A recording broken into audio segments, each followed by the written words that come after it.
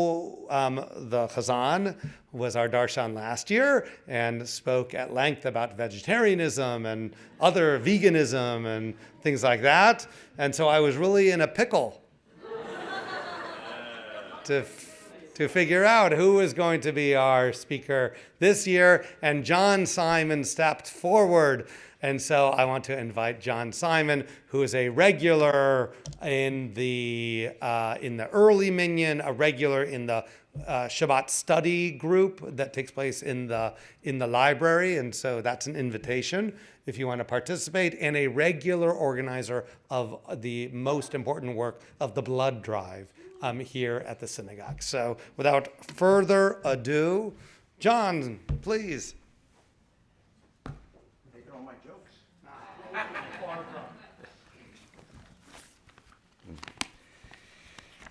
Folks, I've got a very embarrassing confession to make.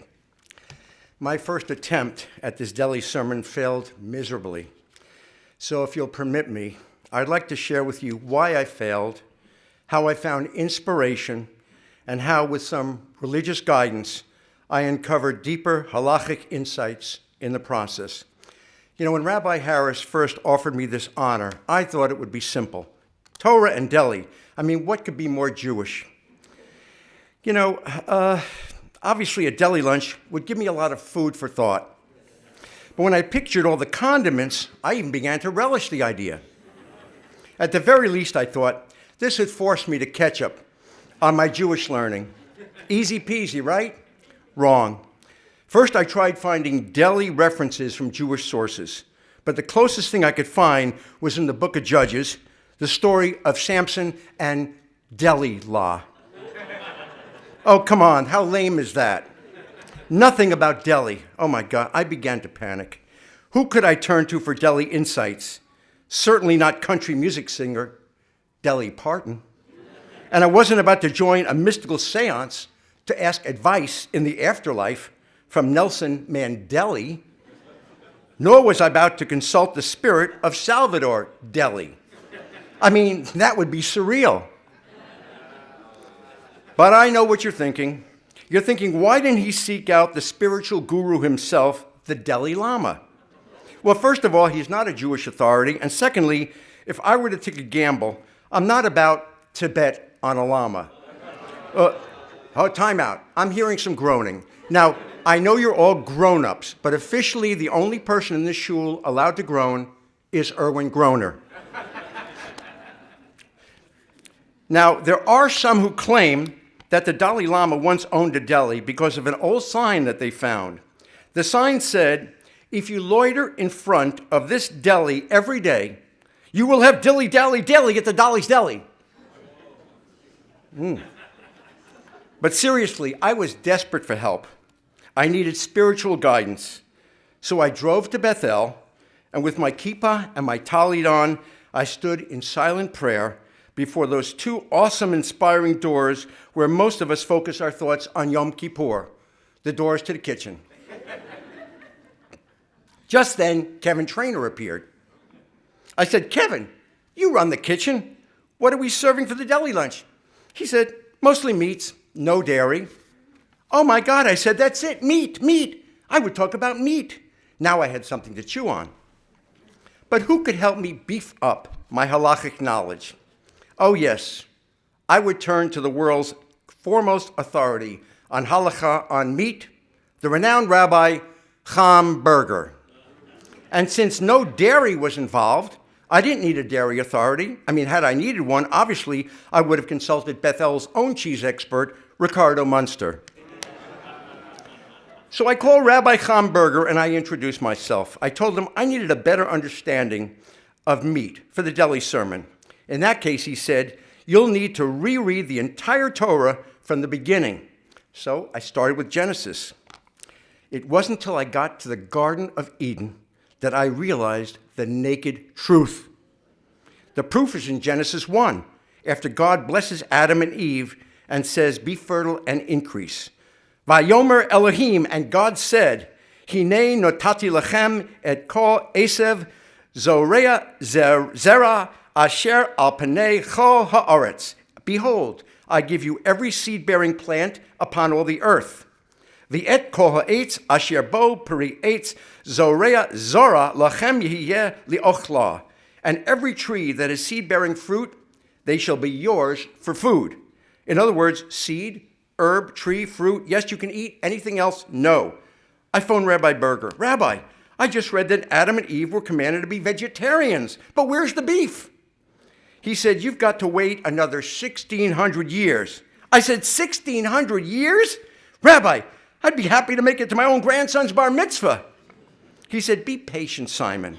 I said, Rabbi, with all due respect, first you told me to go back to the beginning. Now you told me to wait another 1,600 years. Maybe you'd like me to read the entire Torah on one foot. He says, of course not, but it's a hillel of an idea. Keep reading, Simon, he said. So I did. And there it was. In Genesis chapter 9, Parsha Noach. It occurs right after God blesses Noah and his sons. God says, Kol remes asher hu chai lachem yehiyeh liochla ki yerek esev notati lachem et kol. Every creature that lives shall be yours to eat. As with the green grasses, I give you all these. So it's right there in the time of Noah that God gives man permission to eat meat for the first time. But there's a caveat. Ach basar benafsho damo lo tochelu. But flesh with its soul, its blood, you shall not eat. In other words, God's telling man he can eat meat, but not with its lifeblood still in it. It was a prohibition. If you wanted to eat meat, you must not continue to consume the blood that gives life to the animal. I phoned Rabbi Berger. I said, Rabbi, I just learned that Noah was the first person allowed to eat meat, but I read something that was very disturbing. What's that? He said. Well, I said, the Torah says that Noah had ham. Why would God give Noah ham? He said, that's not referring to meat. He said, that's the name of Noah's son, Ham. But Rabbi Berger, I said, what Jewish father would name his son Ham? I mean, it would be like you naming your son Chesburger. He said, don't be a meathead, Simon. He said, Noah wasn't Jewish. Abraham was the first Jew, and he came later. Look, he explained. Noah had 3 boys. First Shem, then Ham, then Japheth. But Rabbi, I said, if Ham was born between Shem and Japheth, doesn't that make him part of the first sandwich generation? Simon, he said, I don't appreciate your wry humor. It's seedless, it's tasteless, and it just doesn't cut the mustard. You got to keep on learning. But what about draining the blood, Rabbi? Of all people, Simon, you should know about draining blood. It's the sacred source of life. Just keep reading. Call me when you get to Exodus. So I kept reading until I came to Exodus 23:19. It says, Lo tivashel gedi bechalev imo. You shall not boil a kid in its mother's milk. I call back Rabbi Berger. What's this about boiling a kid in his mother's milk? Simon, let me explain. Cooking a baby in its own mother's milk would be a most callous, insensitive, even unconscionable act. So the rabbis carried this prohibition even further by not allowing meat and dairy to be consumed at the same time. This is a way to heighten our sensitivity during the act of eating, and it serves as a reminder of the prohibition about boiling a kid in its mother's milk. But Rabbi, I'm still confused about this conflict between vegetarianism and meat eating. Simon, he says, maybe it's time that we meet up at my home. When I rang the bell, Rabbi Berger's wife, Patty, answered the door. Patty Berger was a rare Rebbitzin. Patty was fairly lean, I'd say between 85 and 90%. She warned me, Jonathan, if you're given a Dvar Torah on meat, you've got too much at stake. If you want to learn from my husband, be prepared. It's going to be a grind. He's going to grill you, and he'll make you work your buns off. I nervously shook hands with Rabbi Berger. After all, he was not just the world's foremost authority on meat, he was also Rabbi Emeritus of his congregation. Surprisingly, when I told Rabbi Berger about the deli lunch, he told me he was actually a vegetarian. He said he used to be a meat eater, but he had quit cold turkey. Rabbi Berger even tried to persuade me to have Bethel change the meat lunch to a vegetarian lunch. Can you believe that? A vegetarian lunch? But I told him, that's impossible, Berger.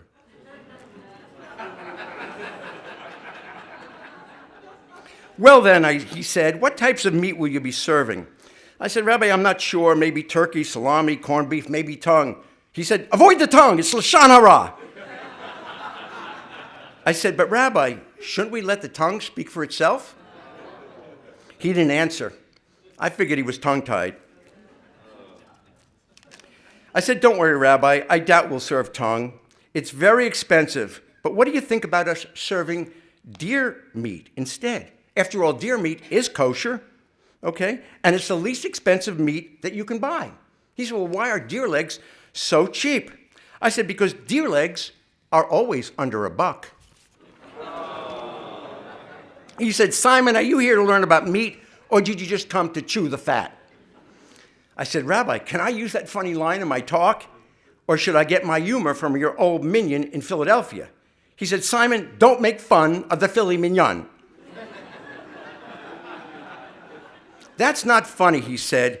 If you really want steak humor, I'll introduce you to my cousin from England who was knighted by the Queen. Who's that, I asked. Sirloin. Now, that's what you call funny, Simon, but please don't use my joke in your deli talk. Okay, I said, I won't. I was so hungry for more knowledge, I began to pepper Berger with all sorts of questions. I even grilled his wife, Patty. Rabbi Berger asked me, Simon, are you familiar with Tanakh? I said, excuse me?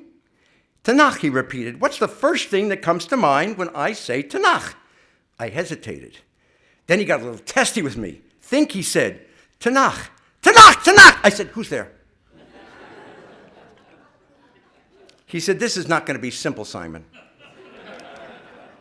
Tanakh is an acronym for the Jewish Bible. The T in Tanakh stands for Torah, the N for Nevi'im, the prophets, and the K for Ketuvim, the writings. And by the way, Simon, you'll need to learn the laws of meat in the Talmud. I do hope you've heard of the Talmud. I said, I think so, Rabbi. Do you mean the meat Talmuds? What are you talking about, Simon? I said, you know the two meat Talmuds, Talmud Bab Bologna and Talmud Yerushalmi. Oi, Simon, you're exasperating. Why they give this of our Torah to you, I'll never know. Now go study the Talmud. Don't come back until you do. Start with Tractate Chulin. I said, Tractate Chu? Tractate Chulin, he said, it's in the Mishnah, where the oral Torah tradition was written down. So I began slicing through the meat of Tractate Chulin till I had digested enough to go back to Rabbi Berger. I rang his bell again, and he sat me down. Okay, Simon, what did you learn? Well, Rabbi, I learned that the proper slaughter of animals and their ritual fitness were all an integral part of the concept of holiness. These laws of proper slaughter are known as shechita. They're not found in the Torah, but they were transmitted orally before being written down in the Mishnah. So, Rabbi Berger said, if one could summarize this part of the Mishnah, it's really about holy meat. Does that make sense? Holy cow, Rabbi, that's utterly true. Simon, he said, please don't say holy cow in your talk. It sounds like you're trying to milk every sentence for cheap humor. Okay, I said, I won't. What else did you learn, Simon? I said, I learned before the temple was established, all meat that was eaten would have to be sacrificial. People would bring their animals to be ritually slaughtered at the altar. Some of the meat would be given to the priests, and the rest would be eaten by the owners. But once the temple was established, it became prohibited to offer sacrifices anywhere but at the temple. So people who wanted to eat meat in their villages had to eat it without a sacrifice. That meant it had to be properly slaughtered in their village. And the person who did the slaughtering had to be a very pious, a very well-respected shochet, trained in the Jewish laws of shechita. That's why shochets were found in every Jewish community. Not bad, Simon. So in summary, how would you explain the dilemma of God first commanding man to be vegetarian and later, at the time of Noah, allowing man to eat meat with restrictions? Well, Rabbi, I said, God originally intended man to be vegetarian. Many Jewish sages also saw the killing of animals as a cruel act that could diminish man's ability to be civilized. However, God recognized that man would always have a desire for meat. This natural craving is a luxury. It's not a necessity, because we don't need meat to survive. However, because the taking of another life is a serious matter and should not be taken for granted, God established boundaries to moderate our meat-eating desires. These prohibitions also help elevate our consciousness about taking a life in order to satisfy our cravings. That's why Judaism makes it more difficult to enjoy the flesh of another animal. Jewish law not only limits the selection of animals that are kosher or fit to consume, it also commands us to remove the lifeblood before eating the meat.